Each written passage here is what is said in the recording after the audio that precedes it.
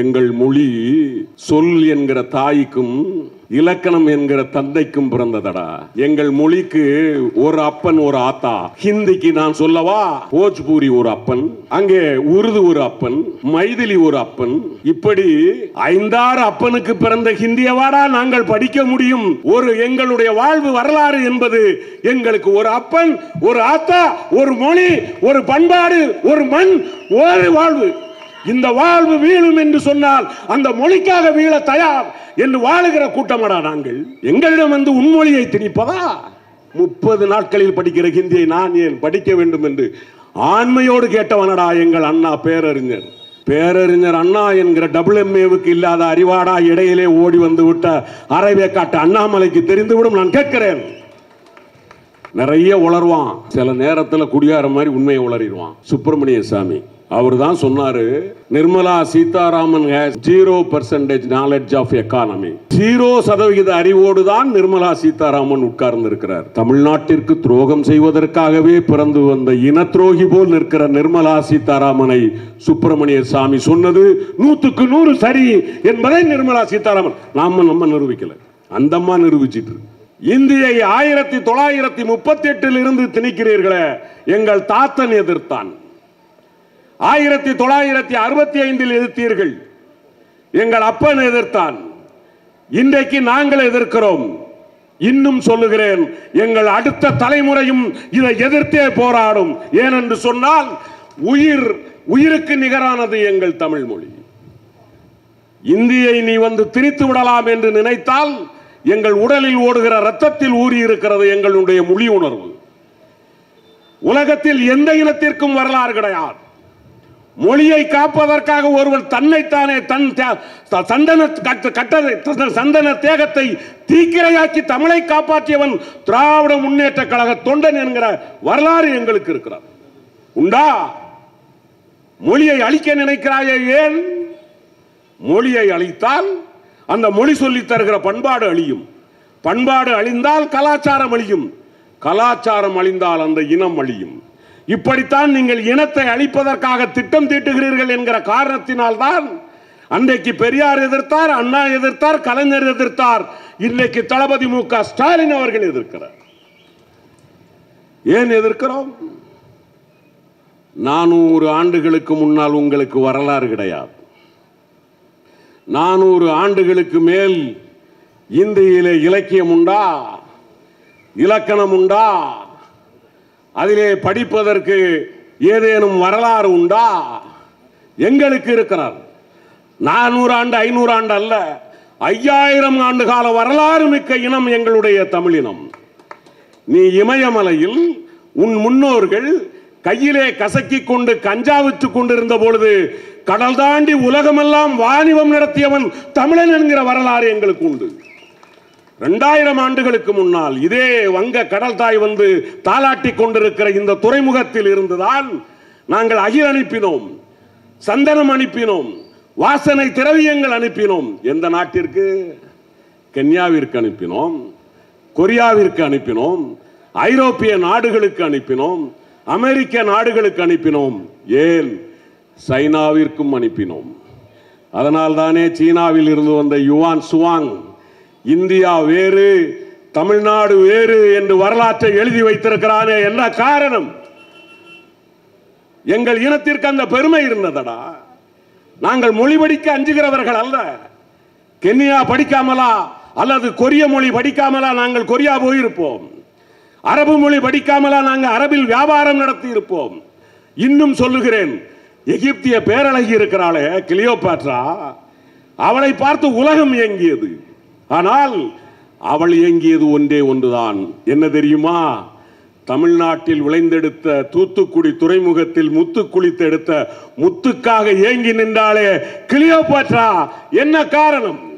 வரலாறு சொல்லுகிறது, தமிழனின் விதைகளுக்கு மட்டுமல்ல, வித்துக்கு மட்டுமல்ல, அவன் முத்துக்கும் வீரியம் உண்டு என்பதை கிளியோபாட்ரா தெரிந்து வைத்திருக்கிறாள். சீசர் அழுதானே, ஜூலியஸ் சீசர் அழுகிறான். இந்த முத்துக்கு வீரியம் உண்டு என்று எனக்கு தெரிந்திருந்தால் வரவழைத்து கிளியோபாட்ராவை நான் மயக்கி இருப்பேன் என்று சொன்னான். மயக்குவதற்காக அல்ல, எங்கள் வீரியத்தில் மயங்கி கிடந்தவர்கள் 1000 பேர். வரலாறு உண்டு. உனக்கு உண்டா? இதே துறைமுகத்தில் இருந்து எங்கள் பாண்டிய பேரரசு, எழுதி வைத்துக் கொள்ளுங்கள் என் அடுத்த தலைமுறையே, அதற்காக சொல்லுகிறேன். கிபி 48 கொரிய நாட்டை ஆண்டவன் அசோக் கிங் என்கிற ஒரு அரசன், அவன் சொல்லுகிறான், அரசாள தெரிந்த ஒரு இளவரசி என்னை தேடி வருகிற போது அவளுக்கும் எனக்கும் அந்த இளவரசி உண்மையிலே அரசாளும் திறமை படைத்தவள் என்று தெரிந்து கொண்டால் மட்டும்தான் நான் திருமணம் செய்து கொள்வேன் என்று சொன்னான். உலகத்தில் இருந்து இளவரசிகள் பயணமானார்கள். ஆனால் அந்த கொரிய நாட்டு இளவரசன் ஒருத்தியைத்தான் தேர்ந்தெடுத்தான். யார் தெரியுமா? எங்கள் பாண்டிய இளவரசி செம்பவளம் என்கிற வீராங்கனையை தான் அவள் தேர்ந்தெடுத்தாள். அவள் கொடுத்த மீன் சின்னம்தான் இன்றைக்கும் அங்கே மீன் கொடி பறந்து கொண்டிருக்கிறது. எங்கள் செம்பவள தாய் கொடுத்த மீன் கொடிதானடா கொரியாவிற்கு அடையாளம். நாங்கள் தானடா மண்ணாண்டு இருக்கிறோம்.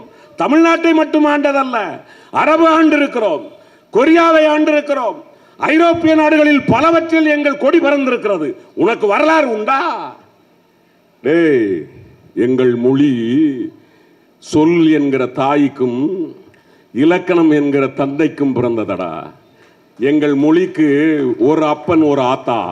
ஹிந்திக்கு நான் சொல்லவா? போஜ்பூரி ஒரு அப்பன், அங்கே உருது ஒரு அப்பன், மைதிலி ஒரு அப்பன். இப்படி 5-6 அப்பனுக்கு பிறந்த ஹிந்தியவாடா நாங்கள் படிக்க முடியும்? எங்களுடைய வாழ்வு வரலாறு என்பது எங்களுக்கு ஒரு அப்பன், ஒரு ஆத்தா, ஒரு மொழி, ஒரு பண்பாடு, ஒரு மண், ஒரு வாழ்வு. இந்த வாழ்வு வீழும் என்று சொன்னால் அந்த மொழிக்காக வீழ தயார் என்று வாழுகிற கூட்டமடா நாங்கள். எங்களிடம் வந்து உன்மொழியை திணிப்பதா? தேவைப்பட்டால் 10 நாட்களில் படித்து விடுவோம்.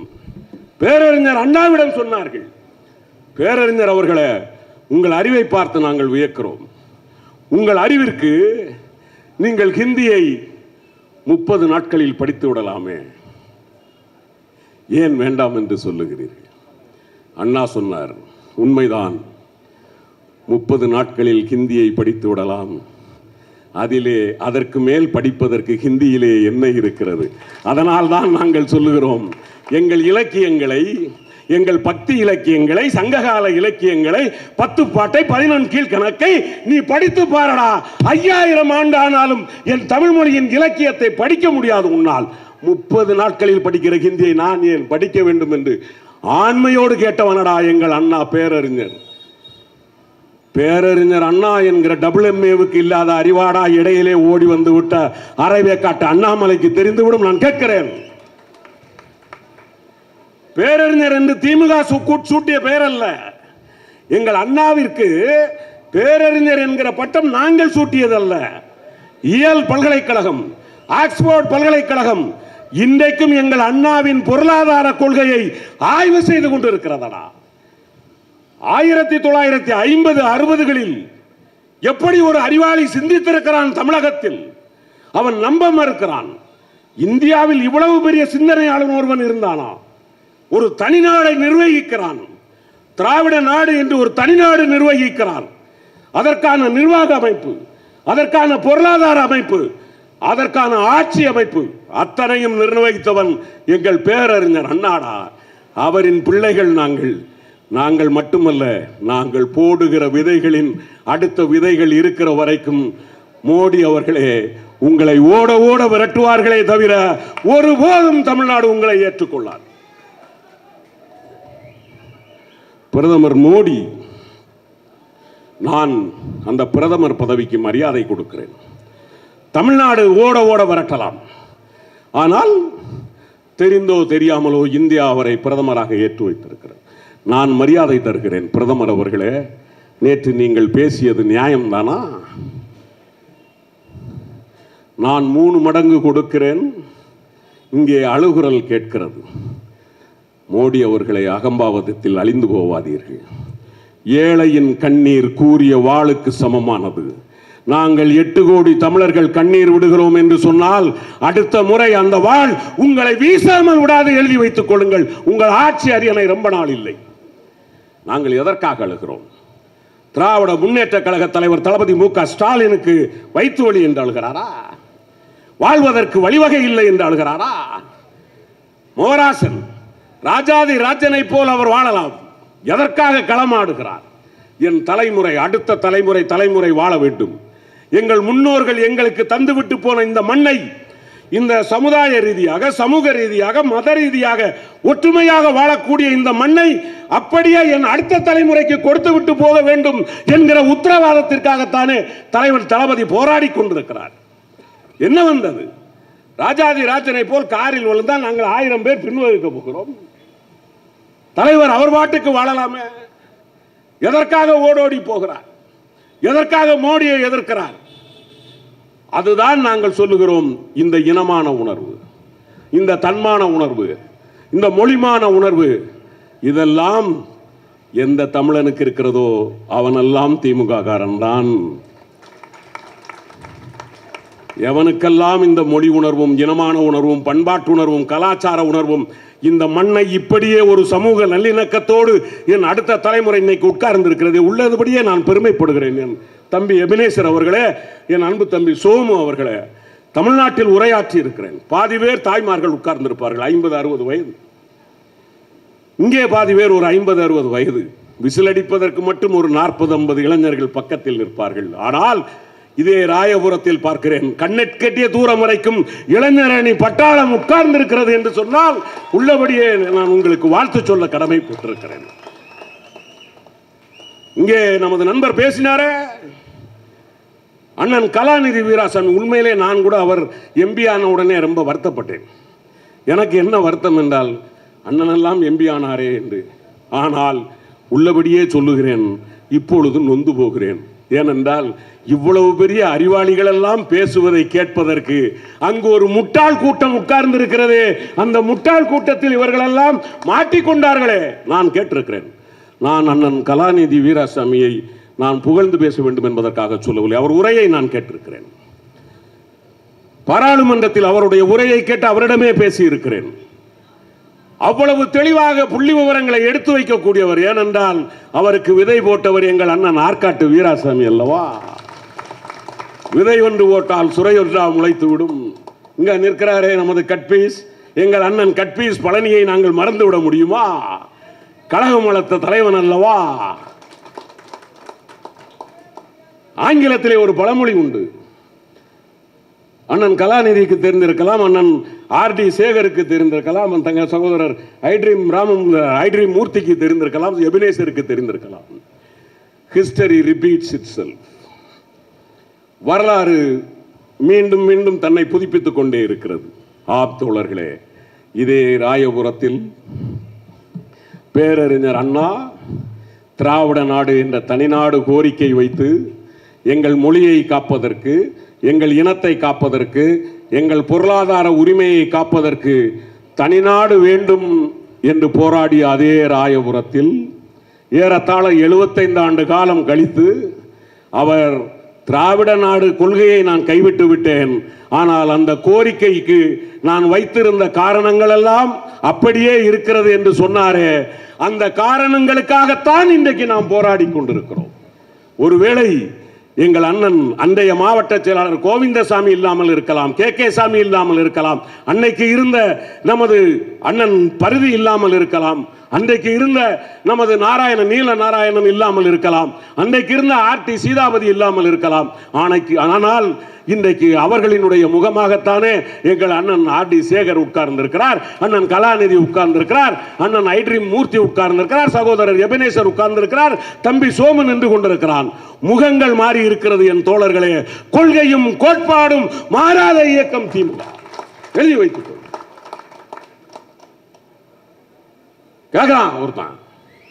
நாங்க 2026 தானே நாங்க பாக பிரிவினை பண்ண போறோம், தொகுதி பிரிவினை பண்ண போறோம். உங்களுக்கு இப்பமே என்ன அவசரம்? ஏண்டா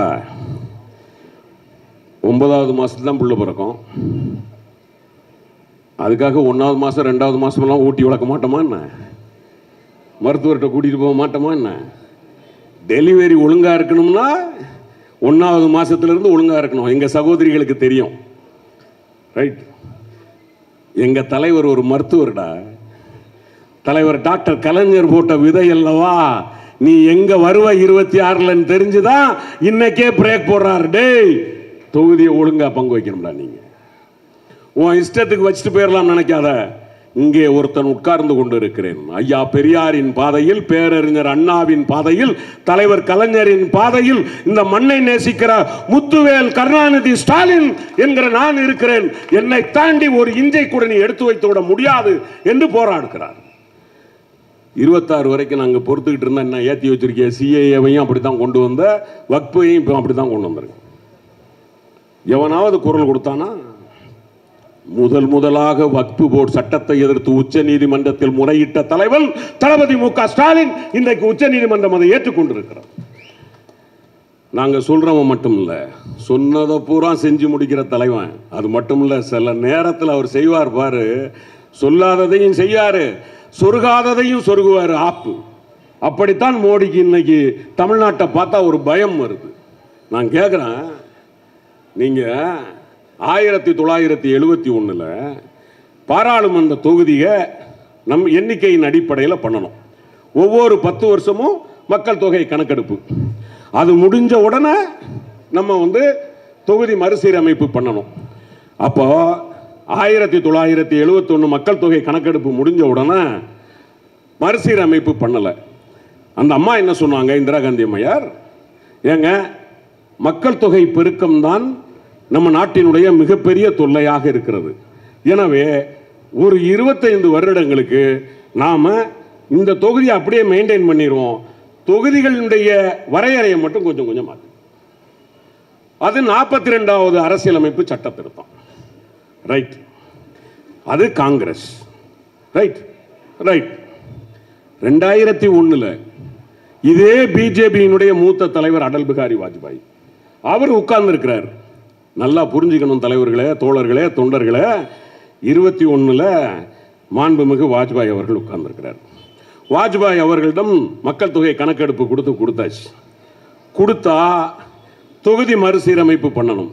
அவர் பார்த்தார், தொகுதி மறுசீரமைப்பு பண்ணினால் இன்னைக்கு தளபதி சொன்ன மாதிரி அன்னைக்கே வடக்கு கொஞ்சம் அதிகமாக போயிடும், தெற்கு கொஞ்சம் அதிகமாக போயிடும்.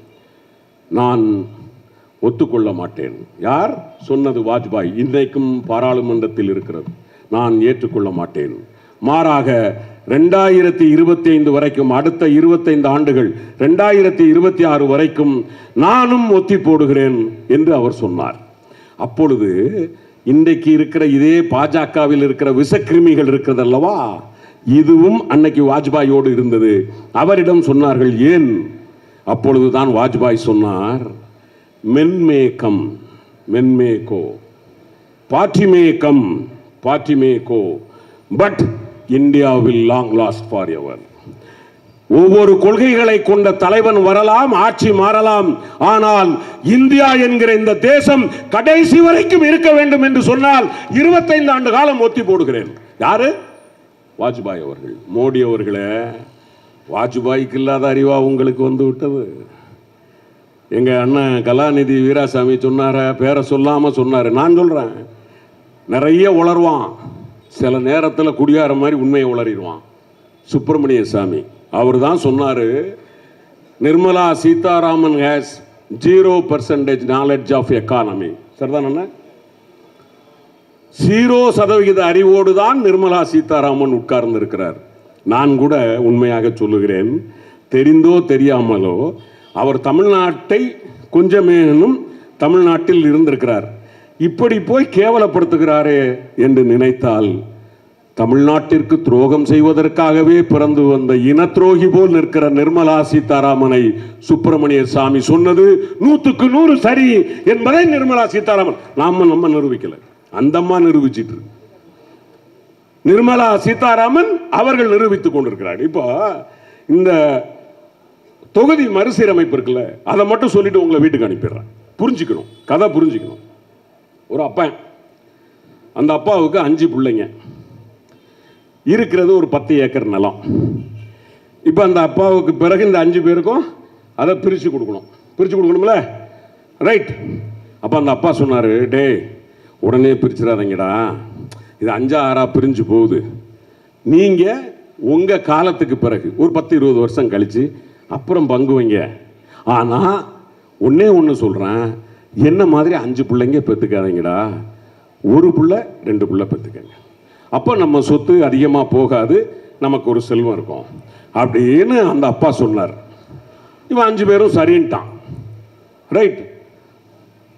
பிள்ளை ஒரு பிள்ளை பெற்றதோட நிப்பாட்டிட்டான். நம்ம அப்பா சொன்னார் 1 இல்லைன்னா 2ன்னு சொன்னார். ஒரு பிள்ளை போதும்னு நிப்பாட்டான். 2வது 2 பிள்ளையோட நிப்பாட்டிட்டான். 3வது 3 பிள்ளையோட நிப்பாட்டிட்டான். 4வது 4 பிள்ளையோட நிப்பாட்டிட்டான். 5வது அவன் அப்பனை மாதிரியே முட்டாத்தனமாக 5 பிள்ளையை பெற்று வச்சிட்டான். ரைட். இப்போ 20 வருஷம் கழிஞ்சுது. இப்போ சொத்தை பங்கு வைக்கணும். ரைட். இப்போ முறைப்படி பங்கு வச்சா, நல்லா கவனிக்கணும், முறைப்படி பங்கு வச்சா அப்ப இருக்கான்ல, அவனுக்கு எத்தனை ஏக்கர் போகணும்? 10 ஏக்கர்ல 2 ஏக்கர் போகணுமா? 5 பங்கு வச்சா 10 ஏக்கர், 5 பங்கு வச்சா 2 ஏக்கர். இப்போ அவனுக்கு எத்தனை பிள்ளை? ஒரு பிள்ளை. அப்ப அவனுக்கு எத்தனை ஏக்கர் போகணும்? 2 ஏக்கர் போகணும். சரிதானே? அவன் அப்பனுக்குள்ள 2 ஏக்கர், அப்படியே 2 ஏக்கர் ஒருத்தருக்கு போகணும். 2வது 2 பையன். ரைட். இப்போ இந்த 2 பையனுக்கும் அதே மாதிரி அவங்க அப்பனுக்கு 2 ஏக்கர், அந்த 2 ஏக்கரை 2 பையன்களுக்கும் பங்கு வச்சா ஆளுக்கு 1 ஏக்கர். இப்போ அதே மாதிரி 5வதுக்கு வாங்க. 5வது பெத்த பிள்ளை இருக்கு, 5 பிள்ளை பெத்தவன் இருக்கானு, அந்த அப்பனுக்கு இப்போ 2 ஏக்கர். சரிதானே? இப்போ 5 பிள்ளைக்கும் பங்கு வச்சா எவ்வளோ வரும்? ஆளுக்கு 40 சென்ட். சரியா? 40 சென்ட் தானே? ஆமாம், 40 சென்ட்.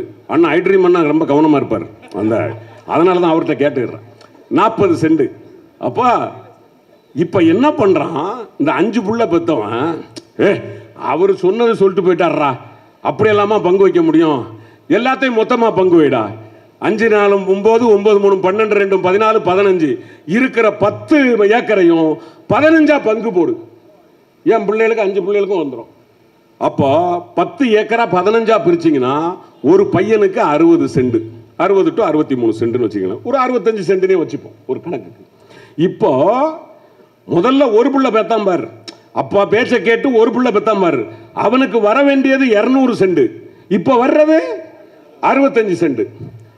பேச்ச கேட்காம 5 புள்ள பெத்தான் பாரு, அவனுக்கு வர வேண்டியது முறைப்படி பார்த்தா 200 சென்ட். ஆனா 5 பிள்ளைய பெத்து வச்சிருக்கான், இப்போ 325 சென்ட் அவனுக்கு வருது. புரியுதா? இப்போ இந்த 5 பெத்தவன் என்ன சொல்றான் அப்படின்னா 15 பங்கு வைக்கணும்ங்கிறான். இந்த ஒரு புள்ள பெத்தவன் இருக்கான் மத்தியா, அறிவாளி புத்திசாலி, அவன் தான் சொல்றான், டேய் முட்டா பயல, நீ முட்டாத்தனமா 5 பிள்ளைய பெத்துக்கிட்டா, அறிவாளித்தனமா ஒரு பிள்ளைய பெத்துக்கிட்ட, நான் எதுக்கடா விட்டு கொடுக்கணும்னு கேட்கக்கூடிய தலைவன் தான் தளபதி மு.க. ஸ்டாலின். என் பிள்ளைகளுக்கு 2 ஏக்கர் வரணும்டா, அது எப்படா நான் விட்டு கொடுக்க முடியும்? 65 சென்டோட என் பிள்ளைகளை எப்படி நிப்பாட்ட முடியும் என்று கேட்கிற தலைவன் தளபதி மு.க. ஸ்டாலின். இன்றைக்கு சொல்லுகிறேன் என் தோழர்களே, தமிழனினுடைய வீரம், மானம், சூடு, சுரணை இதெல்லாம் நமக்கு வந்ததல்ல, மாறாக சொல்லுகிறேன், நமது தாய்மார்களின் கருவறைகளில் நமக்கு அந்த வீரமும் ஈரமும் ஊட்டப்படுகிறது. நம்மளுடைய கருவறையில் நம்முடைய தாய்மார்களுக்கு அந்த வீரமும் அந்த ரோசமும் அந்த ஈரமும் இல்லை என்று சொன்னால் நமக்கு வர வாய்ப்பே இல்லை. எனவே நான் சொல்லுகிறேன், கடைக்கோடி தமிழன் அல்ல, கடைக்கோடி தமிழச்சி ஒருத்தியின் கருவறை இருக்கிற வரைக்கும் இந்த மண்ணில் எங்கள் மொழி காக்கப்படும், எங்கள் இனம் காக்கப்படும். ஏனென்றால் கண்ணதாசன் சொன்னான், கருவினில் வளரும் மழலையின் மனதில் தைரியம் வளர்ப்பாள் தமிழன்னை, களங்கம் பிறந்தால் பெற்றவள் மானம் காத்திட எழுவான் அவன் பிள்ளை என்று சொன்னதை போல தமிழ் தாயின் மானம் காக்க வாழ்வீசுகிற தலைவன் தளபதி மு.க. ஸ்டாலின் கரத்தை வலுப்படுத்துவோம் வாரீர் என்று கேட்டு வாய்ப்பிற்கு நன்றி பாராட்டி விடைபெறுகிறேன். நன்றி, வணக்கம்.